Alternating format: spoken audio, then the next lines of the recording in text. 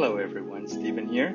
Thank you so much for joining me for another reef tank discussion. Please help support my effort by liking this video and click the subscribe button. I look forward to bringing more interesting topics to the table to discuss in the future. Our topic today is whether or not a surgeonfish in the family of Zebrasoma is right for your tank. The Zebrasoma family contains some of the hobby's most popular fishes, including the OG saltwater fish, which is the yellow tang, the highly sought after or overpriced gem tang, to the massive selfing tang. Some of them can be kept in tanks as tightly as 75 gallons for a period of time, while others will eventually require tanks no less than 300 gallons to sustain this massive size. So, which one of these zebra tanks are the right fit for your current tank? First, I want to apologize for not able to provide video footage for each of these magnificent creatures.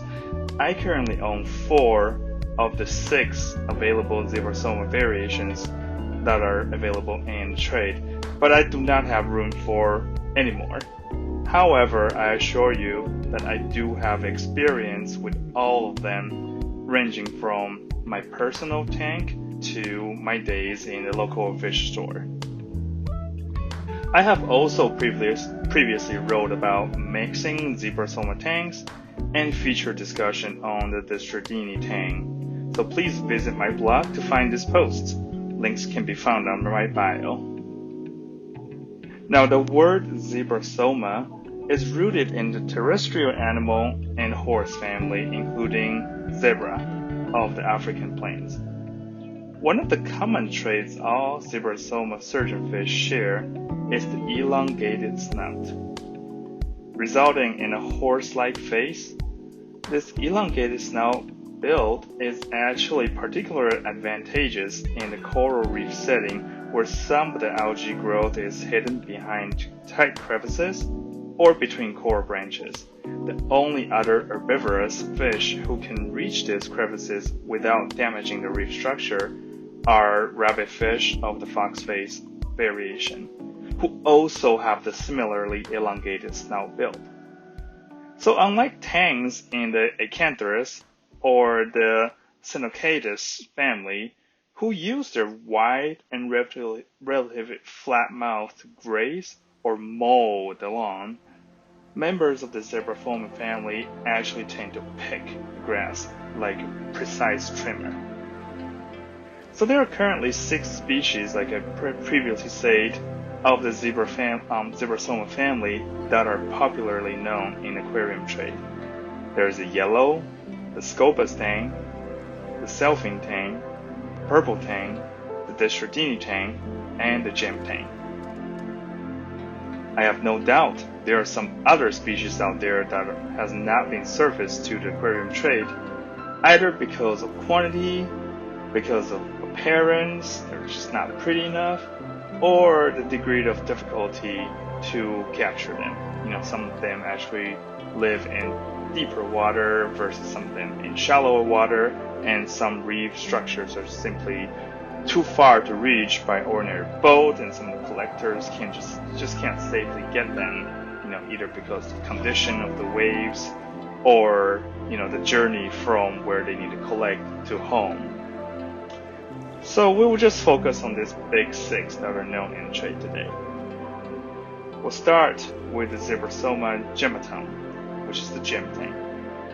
Now, I pondered about leaving this to the last because it is kind of the most expensive fish, the most sought after, but then I decided that, this fish just deserved to be on the top of the list. The name gemmatum is quite straightforward. The fish is literally a piece of gem. The price tag for this fish used to be in the 4 figures. I think when it first came out, I've seen places selling them as high as $2,000. It has dropped down to the range of $600 to $900 in retail, depends on where you get it from. And by the way, I'm talking about US dollars. The gem tang originated from limited area of the Western Indian Ocean. And along with its natural rarity, The sheer difficulty of transportation for this fish is making multiple stops from Western Indian Ocean to either the European or North American market. Those combined are the reasons why this fish has such a high markup. If you see anything originate from the Western Indian Ocean, you can almost just automatically assume that they have a larger price tag. Even though the fish is rare and seems precious from its price tag, the husbandry and care for this fish actually just can't be simpler.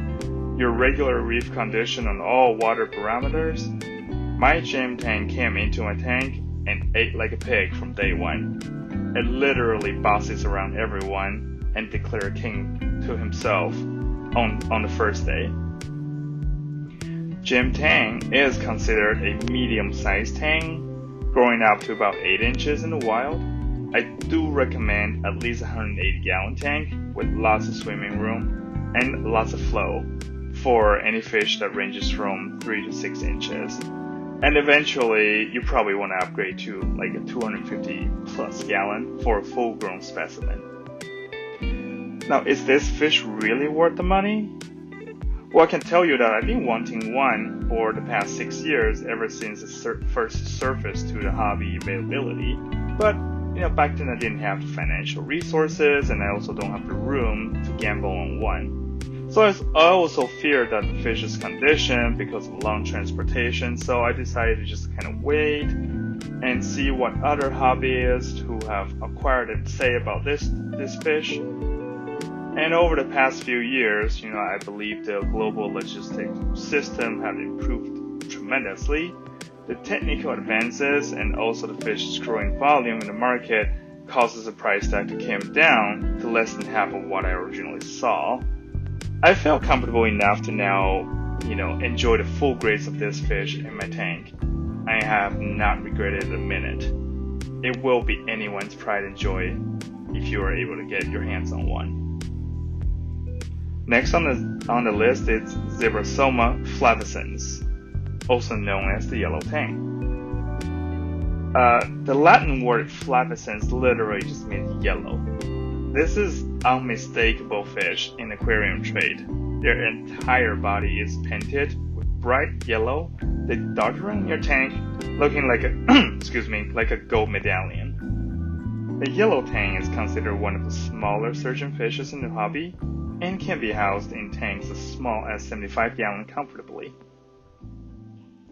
This fish is also now available with captive raise option from Biota. Again, I can't advocate enough on the captive bred fish. Not only you feel good about purchasing a sustainable option, the captive bred fish are almost guaranteed to have no parasite or disease for you to worry while introduced to your tank. And lastly, they're always hardier and readily accept prepared food than their wild-caught counterparts.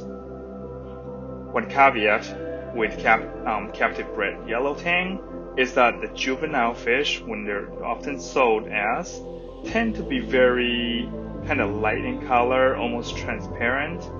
But don't worry, they will actually gain the bright yellow color over time. Yellow tangs do sometimes get a mysterious black spot disease. It's actually a flatworm parasite that isn't as lethal as, say, ick or velvet, but it should still be carefully managed. One of my yellow tangs used to suffer from that, but with the help of both cleaner shrimp and wrasse, I was able to actually eradicate the disease and keep the fish fat and robust.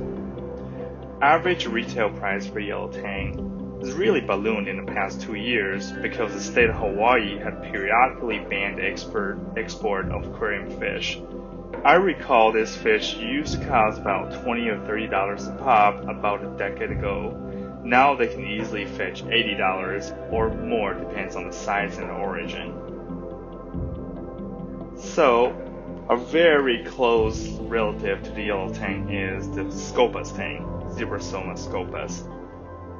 The word Scopus is an ancient Greek sculptor. The Scopus Tang gets its name from the shiny scalpel-like spine that kind of more pronounced than the others because the coloration of this fish is a little bit more subdued. Some might argue that Scopus Tang is probably the least attractive of all Zebrasomas. I would say, my defense is that they actually look like stardust covered. The care and husbandry for Scopus Tang is basically the same as yellow tang, so I won't bore you with repeating all those. Unfortunately, due to the low price point and also the limited popularity of this fish, there isn't a captive bred option right now for Scopus. Average retail price is about $30 to $50, depends on the price. Depends on the location and also the size. But here's the thing. This fish comes with a really interesting twist. There's an underground group of tangs called koi tangs, or some people call it aberrant. It actually is kind of a birth defect to the fish where they lose some of their color pigment, so they look like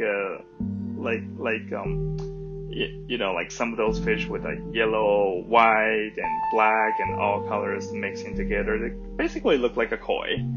The fact is that they look cool, and this birth defect can actually happen to a lot of the tangs. Just for some reason happens to yellow and Scopus a lot more.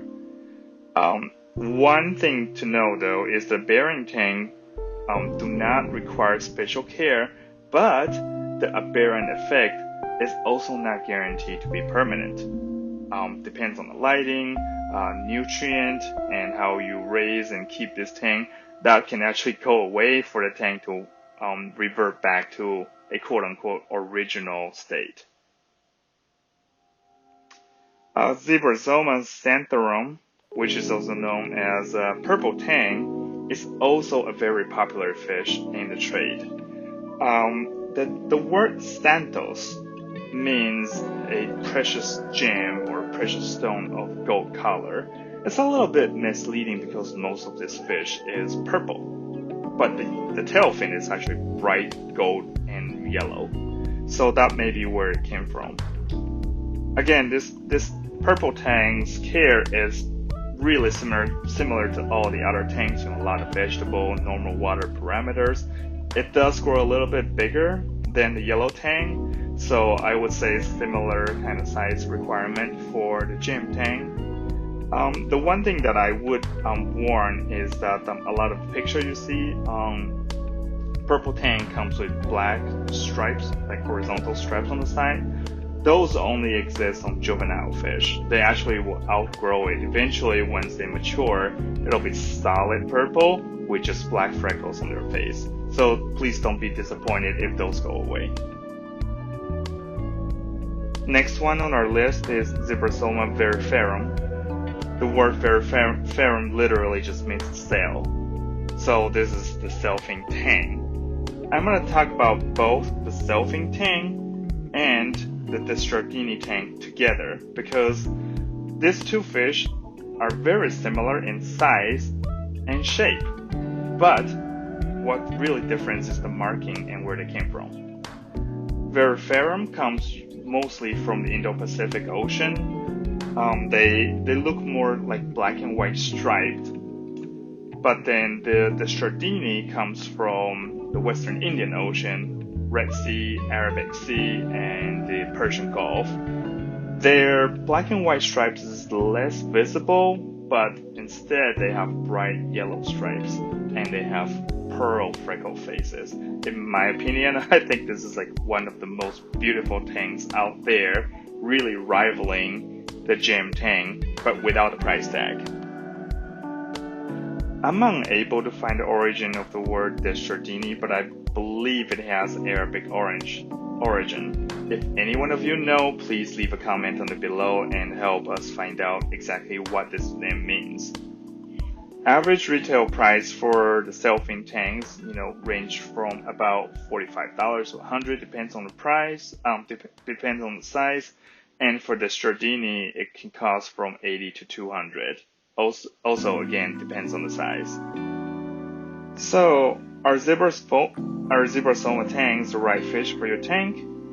Well, I believe they're one of the best fishes to keep in the hobby. None of them are terribly difficult to maintain, and all of them are very good at being part of your cleanup crew to help keep algae at bay. As long as you're prepared to make space for them in the tank, they should make good citizens in them. Please just take extreme caution when you try to mix them with either other genus tangs or tangs of the same genus in Zebrasoma. They tend to get very aggressive against one another. I have literally witnessed one Zebrasoma Tang murder another. So I would say unless you're really seasoned and experienced in the hobby and really know what you're doing, please take extreme caution and avoid doing this. Also, one thing about the purple tangs, from my personal experience, they tend to be one of the most aggressive Zebrasomas among all the 6 species that I know of. If you want to mix in multiple of them, I'd probably put the purple in last. So that's it for today. Let me know if you have any comments or questions. I'd be happy to discuss and answer them with you. I look forward to present you with another episode of talk about either fish or corals and feature them. Let me know what kind of topics you like to talk about, so let's do some research and find out. Thank you again for joining me. Talk to you later.